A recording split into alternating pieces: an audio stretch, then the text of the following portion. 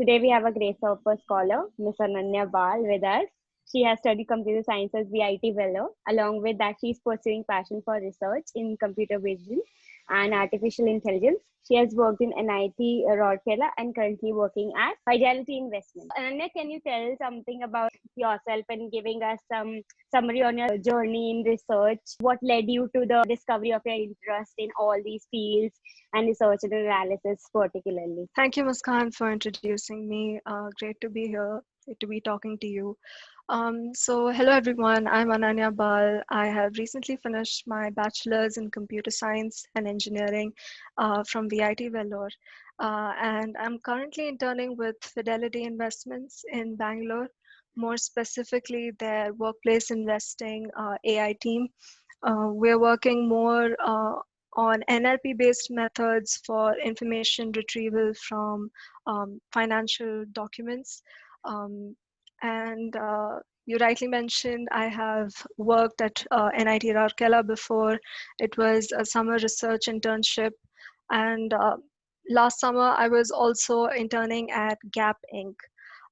So my interests are mostly towards ML, AI, and more recently, the niche that is computer vision. So I think the passion for ML started pretty early in me. My dad was working in analytics way back in like 2008, 9, and at that time I was very fascinated with what he was doing. I used to ask him all these questions, tell me what your work is about, and he used to sit down and explain these basic concepts to me. And I remember this first time he told me, we're predicting what the future value will be based on what we have today. And that concept was just so fascinating to me. He immediately drew a regression line on a piece of paper, just a very simple diagram. But that really fascinated me. I was so captured that I said, no, I want to explore this.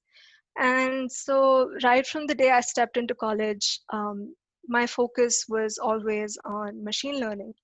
And for my first summer in college, I did this internship under Professor Samir Mathur from IIM Lucknow. And more than an internship, it was a really, truly learning experience because we were reading about different business case studies, looking at different types of data, and just understanding the statistical methods that um, were being used in machine learning. And that sparked in me the love for predicting or understanding something. And from there on, a lot of projects, a lot of learning, a lot of courses later, I said, okay, no, this is the line for me. And that's how I came into AI. And more recently, I was working on computer vision for medical image analysis. And the inspiration comes from my mother's side, actually. She is a doctor, a pathologist who looks at all these microscopic images day in, day out. And I thought, it'd be cool if I could apply algorithms to these images to understand what's truly happening in them. So that's how I developed an interest in computer vision. Can you like more elaborate on like if the students want to know how to apply to the particular internships and for the projects related to the research? So I think a lot of people in our country are not very well versed with what research actually is. To them, I just want to say that, if you're curious and if you want to dive deep into a problem or try to find a new solution to something, research is basically all of that. It's not all the things that they tell you, that it's just about writing papers or reading research papers, going to conferences. That is a part of research, but that's not all of research. If you're working as a developer in a company trying to come up with a novel solution, you will have to do some research. You will have to look at what exists in the market and build on that. So research is basically improving science, improving the current solutions. um, and coming back to your question about how to get started, I would say I want to introduce one concept to a lot of the young people who are listening in. There's a thing called summer school. A lot of academic institutions, renowned academic institutions in our country, uh, organize these summer programs where juniors and freshman students, first year and second year students, can attend and get to learn about what are the fields that are trending, and get to know about their basics. And I would deeply recommend for you, if you are a beginner, to go to these schools, because it will really give you exposure to different kinds of topics and will help you understand what research in these domains actually looks like. From there on, you can look at more focused opportunities like summer research internships. And from there on, I think the path, it unfurls itself. So yeah, you should start with summer schools, then move on to internships, and then things get easier. Basically, can you tell us like what's the importance of internships during all our college lives and building our profile? A lot of our colleges in India are focused on internships in a very different manner than what they're actually supposed to be focused on internships for, because most of our colleges, they say that you need to do this internship, you need to do one internship to gain these many credits. And students internalize this and they think, okay, I need to do just one internship, mostly after my third year, and then that's it. But I would say start early and try to do more, because to really go ahead in life, you need to have a lot of learning experience. And internships, in their true essence, are basically learning experiences. You get to learn from different people, different backgrounds, different projects. So always try to do as many internships as you can.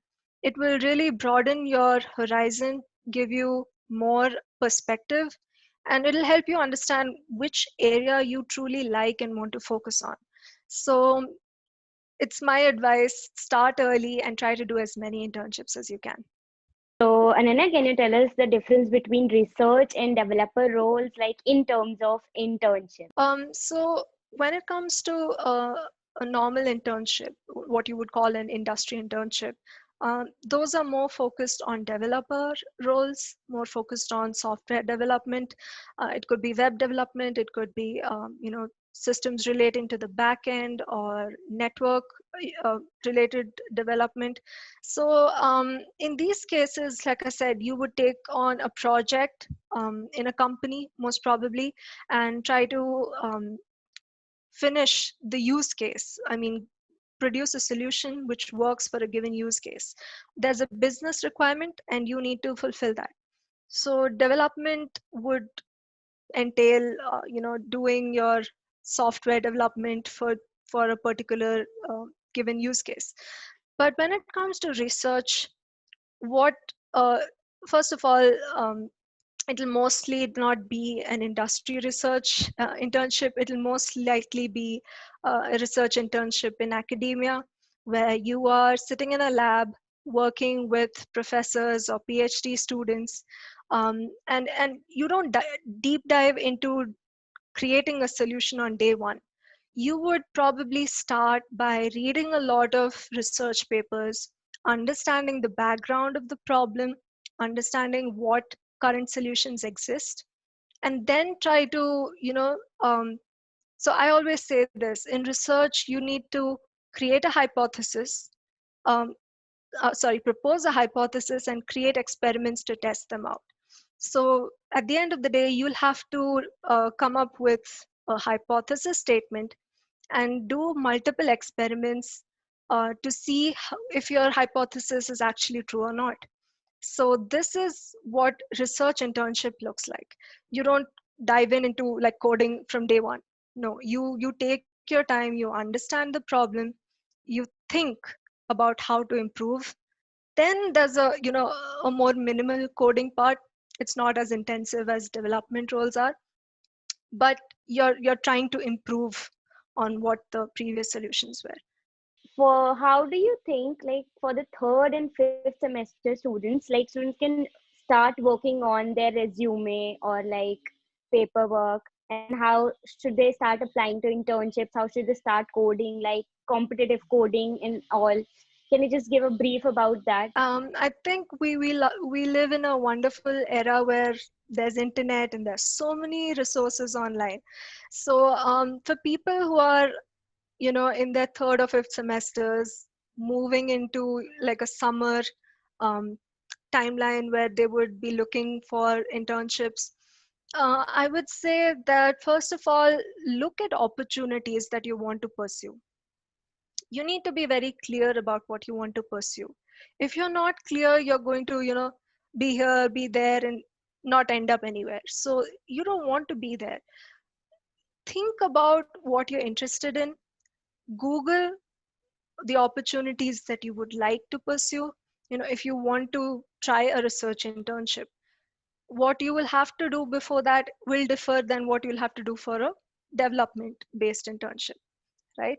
So let's say you want to focus on research, want to take up a research internship.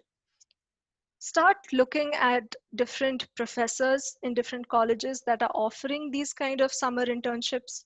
Learn about their interests. You don't necessarily have to be very knowledgeable in what they're doing. You just need to read a little bit about that and show some interest and passion in the work that they're doing. And once you do that, you can contact them, tell them, I really like the work that you're doing.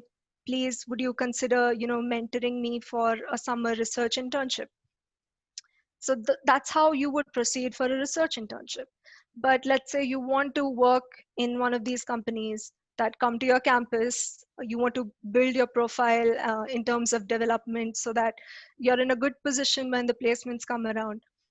Definitely, you have to start looking at competitive coding, and obviously, there are lots of websites you can start solving problems at. There's Geeks for Geeks, Lead Coding, things like that. Um, but along with that, I always say that the best learning method is projects. So you might do competitive coding, and of course, a lot of companies focus on competitive coding. But at the end of the day, you need to be versatile and understand how different kinds of softwares or programming languages come into play in creating one big solution. You need to understand that. And the only way you'll understand that is by actually attempting those projects in college. So always try to get into projects, get your hands dirty with projects, get your hands dirty with data if you're interested in AI, and always try to do different kinds of things because it helps you build a versatile profile. If there's a fresher, like who has no experience, no job profile, nothing, no internship, nothing project, so how that student can start? Two pieces of advice for freshers. First of all, like I said, projects, even smaller projects, things that many people might have done before. Let's say a small database system with a small UI, very simple, right? Or you're making an e-commerce website. Tons of them exist. But even when you're attempting to do that, you're learning about how that system was created. And when you're done learning with that, if you have more time, what you can focus on is improving that system. And if you do improve that system, write about it in your profile. Because what people love to see is, okay, you attempted this, but how did you improve it? What were the challenges that you came across and how did you overcome them? So when you're ideating and doing these projects, also keep a tab on what challenges came up, what solutions you put in place to overcome them, because sometimes we forget, I did this, this had come up, I had done that, but I forgot. So I didn't mention it. But sometimes these small things can really make the difference. Second piece of advice is connect with your immediate seniors. And by immediate seniors, I mean like people who are, um, ahead of you by 1 or 2 years, because they are the ones who are, I would say, the most knowledgeable when it comes to the opportunities in the market. If you're hearing from me today, I might not be able to tell you what internships are out there in the market. But if you're hearing from someone who's like 1 or 2 years elder to you, an immediate senior of yours in the college, they will give it to you as it is. They will give you the real details, tell you what you need to focus on. This is what recruiters are looking for. This helped me land this job. So always try and connect with your immediate seniors and listen to their advice. So I'm very personally very interested to know this. How has been your journey so far in STEM, and like what are your future plans? I would say, like any girl in STEM, there are always hiccups, there are always roadblocks. Um, I think everyone will relate to this when I say that we were in my college, we were girls were asked to return to hostels before boys, and girls were asked to return to the college campus as well before boys. And these kind of inherent rules, although they are to safeguard us, so to say, um, it really makes you wonder if you have equal opportunities. But if you are wondering that, if you're wondering if girls have equal opportunities, I want to say that times are changing and there are a lot of opportunities specifically aimed at girls, and we should be making the best out of them. And this is something I realized throughout my journey, um, joining the women related, women centric uh, clubs and communities at my college, doing diversity work with them, trying to include more juniors. It's very fulfilling because it gave me a community, and I know it also gave a lot of others a sense of community. So I think that has been one of the highlights of my journey. And of course, the fact that I have come to the realization that I like research and I want to pursue it. Um, so yeah, I mean, currently I am looking at graduate study, a research focused computer science program, and that is going to be my future. So yeah. Can you like more elaborate on the work environment with the companies you have worked on, and like what difference does it make regarding the scale of the exposure to get when you are from a research background? I have worked with two companies so far. One was Gap Inc. and the second one is Fidelity. Fun fact, both of these companies are led by women CEOs. So naturally, the work environment has been fantastic in both these companies. And I don't want to make a generic statement saying that, CEOs who are men have a more aggressive leading style or anything. But I feel like companies where women are in the top positions, um, who are leading the company, you naturally feel that there's a compassion in those companies, that they actually care about their employees. And so I felt this with both of my companies, where the top leadership is women. So that's a fun fact I just wanted to share with everyone. The working environment has been good because there's a lot of impetus to juniors coming in fresh from college who want to create solutions, want to innovate. In terms of research background, I think it always helps. Even if you're someone who's pivoting from some amount of research to industry, you're always going to be sought after. Uh, I don't know how well people who are listening know about this, but research is, I think, one of the top paid roles when it comes to the industry. So you're having things like Google Brain, Facebook AI research. These are some of the most coveted research positions in the entire world because of the amount of data that's associated. So even on the lower level, somebody coming in with some background in research will always be respected um, in the industry roles as well. I have always certainly felt valued, um, and I think research really helps you innovate solutions, and also will help you if you're trying to patent some of your solutions, because that experience really counts. So yeah, I mean, doing research adds a lot of value to your background. How you kept motivating yourself throughout the journey, throughout the process? What were like extracurricular activities? What were your hobbies to just keep yourself motivated? I think I'm the kind of person who wants to do something about it instead of just like sitting in the back and saying, okay, no, let's wait for somebody else to come and make that change. So when you get out and try to make the change, you will feel positive because you'll see the impact of your actions. So when I was working with WTM and ACMW, seeing a bunch of girls in our junior batches, more than us, turning out in bigger numbers than us for hackathons, for community events, for seminars, it really boosts your morale. You know, seeing that okay, more girls are stepping in, they're coming in. So that was one of the experiences which really motivated me. Other than that, I think for general motivation, trying to find um, leaders or inspirational people that you relate to. So when I started out with computer vision, I was looking at these TED Talks and things like that.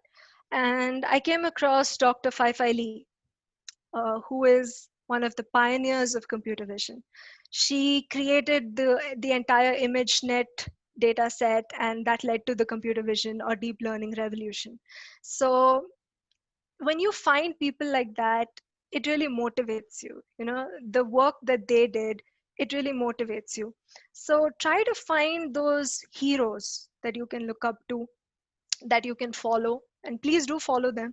They will give you so much inspiration, you know, on your day to day basis, that okay, no, I need to get out of the slump, I need to get out of my bed, I need to do something. So so that factor of motivation was also really important in my journey. As for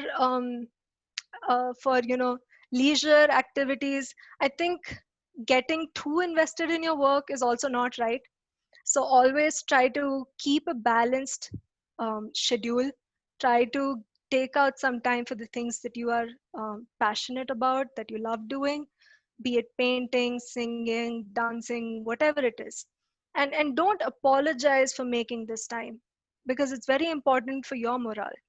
You will get a positive boost out of it. So don't feel like, oh, I'm doing this, I'm losing out on work or something like that. No, you need that leisure, you need that recreation to sort of rejuvenate and give even more productivity into your work. Thank you for being with us, telling us your stories and how to work on that. Really, really, I think that will really help others and help. It helped me also. That was really great to have you. Thank you so much. Muskan. Yeah, I mean, no greater pleasure than seeing my experience actually helping others, because it's not just helping me. I wanted to help others as well. That's why I'm here. So thank you for having me on.